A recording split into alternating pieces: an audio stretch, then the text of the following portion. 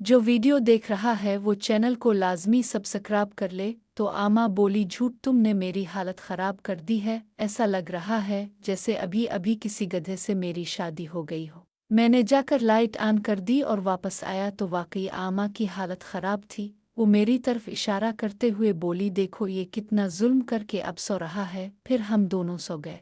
सुबह जब मेरी आँख खिली तो आमा बेड पर लेटी हुई थी। हमारा मुर्गा आवाज़ें निकाल रहा था जैसे कह रहा हो, सुबह बखैर घर वालों, अब सुबह हो गई है। आमा जल्दी से वॉशरूम चली गई तो मैंने कमरे की खिड़कियां खोलकर पर्दे हटा दिए ताकि कमरे में फैली खुशबू किसी को महसूस ना हो। जब नहाकर निकला तो आमा नीचे से सोहा को आवाज़ दे रही थी, सोहा जल्दी नीचे आओ, दूध निकालना है, हमारा दूध वाला आ ही जाएगा। सोहा कमरे से निकलते हुए बोली, आ रही हूँ। तुमने तो नींद भी पूरी नहीं होने दी, तुम चुल्लू में आई। इसने जल्दी सीढ़ियाँ उतरते हुए बाल्टी पकड़ी और भैंसों के बाड़े की तरफ चल दी। रूमानियत पसंद होना हमारे मुआशरे में बेहिया होने जैसा है, मगर सबका दिल इसकी तमन्ना करता है कि कोई तो हो जो हमारी बेचैनी को सुकून से नवाजे, कोई तो हो जो सीने से ऐसे लगाए कि जिस्म की हड्डियां तक टूट जाएं, कोई तो हो जो हमें जिंदगी के रंगों से मुताल्लिक कराए, कोई तो हो जो हमें सारे राज बताए, कोई तो हो जो हमें नई दुनिया दिखाए, कोई तो हो जो हिया में रहकर बेहियाई करे, कोई तो हो जिसे पारसाई का दौरा न पड़े, कोई तो हो जो मुझे मोहब्बत के उसूल न सिखाए। और ये सब इंसान की फितरत से जड़ा हुआ है। खुशकिस्मत हैं वो लोग जो फितरत को अपनाते हैं। काश अगर मंटो जिंदा होते तो वो लिखते कि एक प्यास इंसान की भी होती है जिसे पूरा करना भाई का फर्ज है। मैंने जब सोहा को कमरे से निकलते देखा तो सोहा के कमरे में चला गया तो देखा ऐमन अभी तक सोई हुई थी। इसके लब मुस्करा रहे थे, शायद कोई ख्वाब देख रही थी। सोने की वजह से इसका लिबास ठीक हालत में नहीं था, मगर वो सोते हुए बहुत प्यारी लग रही थी। वो पुरसुकून नींद में सुबह की ठंडी हवाएं अपने अंदर महसूस कर रही थी, जबकि मैं सोहा के कमरे में बेड पर बैठा इसे देख रहा था। वाकई कुदरत ने इसे बहुत फुर्सत से बनाया था। मैं इसके साथ शरारतें करने लगा। डर था कि ऐमन जाग ना जाए। मैंने मेज़ पर पड़ा इसका मोबाइल देखा तो मेरे जहन में रात को हुए इस सारे शो के मनाजिर आ गए। मैंने जल्दी से इसका मोबाइल पकड़ा तो इसका पासवर्ड मुझे याद था। मैंने पासवर्ड खोला और सीधा गैलरी में चला गया। तो जैसे ही गैलरी में गया वहाँ ऐमन की कुछ तस्वीरें थीं और एक वीडियो थी जिसमें वो डांस कर रही थी। गैलरी में सोहा की भी तस्वीरें थीं जिनमें सोहा अपने मुंह पर हाथ रखे हुए थी, और जो कुछ रात को हुआ वो सब था। मैंने जल्दी से अपना व्हाट्सएप नंबर ऐमन के मोबाइल में महफूज किया और सारी तस्वीरें अपनी तरफ भेज दी और उनको सीन कर के इसके मोबाइल से अपना नंबर डिलीट कर दिया। अब मैं ऐमन के व्हाट्सएप चेक करने लगा तो इसने अपने होने वाले शौहर का नंबर रईस दादा के नाम से महफूज कर रखा था, जिसमें इसने अपनी तस्वीरें फराज को भेजी हुई थीं और फराज ने इसे खूब सराहा था। ऊपर जाकर दोनों ने चीट भी की थी, जिसमें ऐमन इसे टरविल करते हुए कह रही थी, तुम बहुत कमज़ोर हो। तो फराज ने कहा, जब तुम आओगी तो मैं सेहतमंद हो जाऊंगा। दूसरी चीट में फराज, ऐमन जान कैसी हो तुम और क्या कर रही हो? चैमन, मैं इस वक्त लेटी हुई हूँ, आप घर आ गए हो? फराज, जी मैं आ गया हूँ और अपने कमरे में हूँ, सोचा अपनी जान से बात करूँ। ऐमन, वहाँ बहुत आग लगी है, क्या हर वक्त तुम ऐसी बातें करते हो? फराज, क्यों, कोई रोक सकता है? क्या तुम मेरी बीवी हो, कोई गैर तो नहीं? ऐमन, फिर भी तुमसे रहा नहीं जाता, सब्र कर लो, वैसे भी जनवरी में हमारी शादी है। फराज, जनवरी किसने देखा है, तुम बताओ कि मल्ला है कि नहीं? ऐमन बोली, क्या मिलकर करना है और क्या मांग रहे हो? फराज, वो मैं तुम्हारी बात कर रहा हूँ। ऐमन, वो इस दिन मैं तुमसे मिली थी तो तुमने मुझे नाराज कर दिया। फराज, अब ऐसा नहीं होगा, शादी वाले दिन देख लेना, तुम्हें छोड़ूंगा नहीं। ऐमन, वो बड़ा पहलवान बन रहा है, देख लूंगी तुझे, इस दिन भी तुम हार जाओगे। फराज बोला, इस दिन तुम्हारी हार होगी, रोने की और हारने की। ऐमन, अब ऐसा क्या खा लिया तुमने जिसके जोर पर तुम मुझे डरा रहे हो? फराज, क्यों, जब तुम्हारी और मेरी पहली मुलाकात होगी तो फिर हमारी बातें मेहमान सुनेंगे। ऐमन, हाँ, मैंने तो अभी तजर्बा हासिल नहीं किया, मगर जिस तरह की बातें तुम कर रहे हो तो मुझे बेचैनी होने लगती है कि मैं कुछ कर बैठूंगी।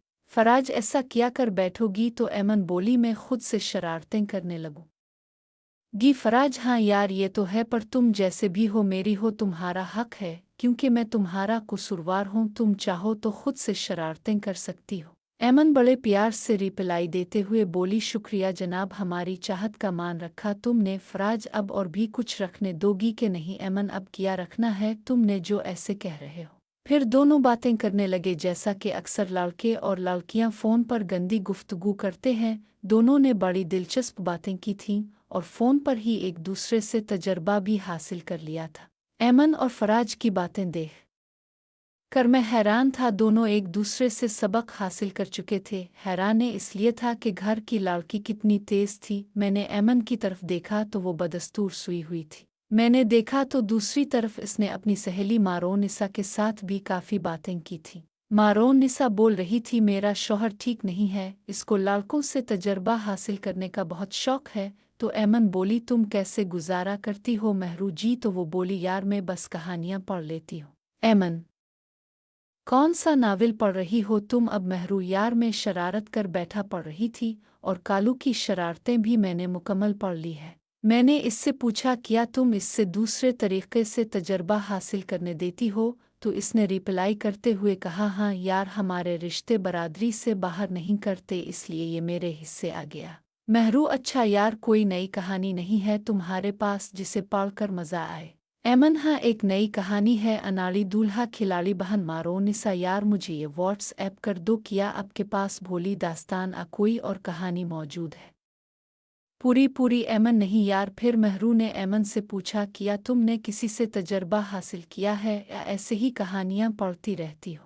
ऐमन, नहीं यार, अभी तक तो नहीं हासिल किया, इरादा तो है। देखो महरू, किस से तजर्बा हासिल करना है और डरती क्यों हो?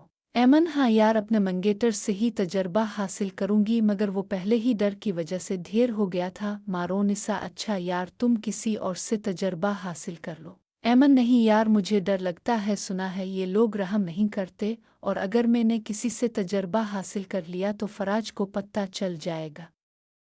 महरू, यार अब ऐसा मुमकिन नहीं है, मार्केट में बहुत सारी चीज़ें आ गई है, किसी को कुछ पता नहीं चलेगा। ऐमन, अच्छा जी, कमाल है यार, फिर भी इतना आसान थोड़ी है। मारोनिसा, नहीं यार, मैंने मेडिकल में ऐसे ही नहीं मार खाई, मुझे सब पता है, कभी मेरी ज़रूरत हुई तो बताना, मैं मदद करूंगी। ऐमन, नहीं यार, मुझे एक ही प्रॉब्लम है कि बहुत डर लगता है। महरू, जब तुम चेकअप करवाओगी तब मैं तुझे मेडिसिन दूंगी, तुम ठीक हो जाओगी। अच्छा, अब मैं किचन में जा रही हूँ, बाद में बात करती हूँ। ऐमन की चीख पढ़कर मुझे मालूम हुआ कि वो अभी इस दुनिया में नादान नहीं है, बल्कि ये फल पक चुका है जो कभी भी किसी का भी तरने वाला साबित हो सकती है। मैंने देखा ऐमन अब भी सो रही थी। मैंने इसका मोबाइल रखा और नीचे चला गया। मेरी बहन सोहा दूध रगड़ रही थी, वो दूध की मद्दानी घुमाते हुए मक्खन निकाल रही थी। मैं इसे गौर से देख रहा था। वो सुबह सुबह मुझे देखते हुए बोली, मादा लाडला उठ गया है? तो मैं बोला, जब तुम जाग गई हो तो मैं किसी से कम नहीं हूँ, आज शहर जाना है इसलिए उठ गया हूँ। सोहा, बैठ जाएं भाई, मैं लस्सी पिलाती हूँ, फिर खेतों में चक्कर लगा लें, क्योंकि जेसिका लोग डेरे पर नहीं हैं। इसने बड़े से जुग में लस्सी डाली और इसमें थोड़ी सी चीनी डालकर मुझे देते हुए बोली, भाई आज शहर जब जाओगे तो मेरे लिए दही भले लेकर आना। मैं बोला, अच्छा मेरी गुड़िया, और कुछ चाहिए? तो वो बोली, नहीं बस भाई, मैंने और कुछ नहीं लेना है। तभी किचन से आमा निकली और बोली, भाई ये लाडली दही भले खाएगी तो मैंने भी शोरमा खाना है। तो मैं बोला, अच्छा मेरी गुड़िया, जब मैं शहर गया तो तुम दोनों के लिए शोरमा और सोहा के लिए दही भले ले आऊँगा। मैं रूबी की तरफ इशारा करते हुए बोला तो वो मुस्कुराते हुए बोली, मैं तो सोच रही थी भाई मुझे भला ही देंगे। तो मैं बोला, नहीं मेरी रूबी मुझे कैसे भूल सकती है। मैंने लस्सी पी और बाहर खेतों में चक्कर लगाने चला गया। मैं बाहर निकला तो देखा रात को हल्की हल्की बूंदाबांदी की वजह से मौसम बहुत खुशगवार हो गया था। मैं घास पर नमी महसूस करते नंगे पाँव ही खिली के बनने पर चल रहा था। बाग में कोयल की कोक मेरे कानों में रस घोल रही थी। मैंने देखा मेरे सामने परिशय और नूर मेरी तरफ ही चली आ रही थी। नूर पीछे थी और परिशय इससे आगे थी। इसने काला सूट पहन रखा था और उसने भी अपने सैंडल उतार कर अपने हाथ में पकड़े हुए थे। वो दोनों मस्तियों करते हुए चली आ रही थीं। परिशय मुझे देखकर बोली, नवाबजादे किधर जा रहे हो? मैं बोला, कहीं नहीं, बस मैं ऐसे ही वॉक करने नहर पर जा रहा हूँ। परिशय बोली, ना आगे ना जाए, आगे ना सांप था, हम तो डर कर भाग आई हैं, मगर वो अब की जवार की फसल में चला गया है। मैं इसे छेड़ते हुए बोला, अच्छा जी, मुझे अब मिलते रहेंगे सांप और नागनी, आजकल बरसात है इसलिए बहुत सारे नाग और नागनी निकल रहे हैं। मेरा इशारा इसकी काली कुम्स की तरफ था। वो मेरी बात सुनकर शर्मा गई और बोली, तुम हर बात को मजाक में टाल देते हो, पता नहीं कब सीरियस होना है तुमने। मेरा मौत भी आज इसके साथ शरारत करने को कर रहा था। मैं इसके करीब होते हुए बोला, क्या बात है, आज काला जोड़ा पहना हुआ है, किसी की फरमाइश थी क्या? प्रीशय ने मुझसे दूर हटते हुए कहा, किसी की मजाल है, मुझे फरमाइश करे मैं चीर के ना रख दूंगी। नूर दूर खड़ी मुस्करा रही थी। वो आम के खेतों में मौजूद साहिर और उसकी बहन उरूज को देख रही थी, जो बाग में झोंपड़ी बना रहे थे। प्रीशय भी डर रही थी कि कहीं वो लोग हमें ना देख ले। वो जल्दी जाना चाहती थी, मगर मैंने इसका बाजू पकड़ लिया और धीरे से इसके काने कहा, वैसे मुझे काला सूट बहुत पसंद है, और अगर किसी गोरे रंग वाली मक्यार ने जेब तन किया हो।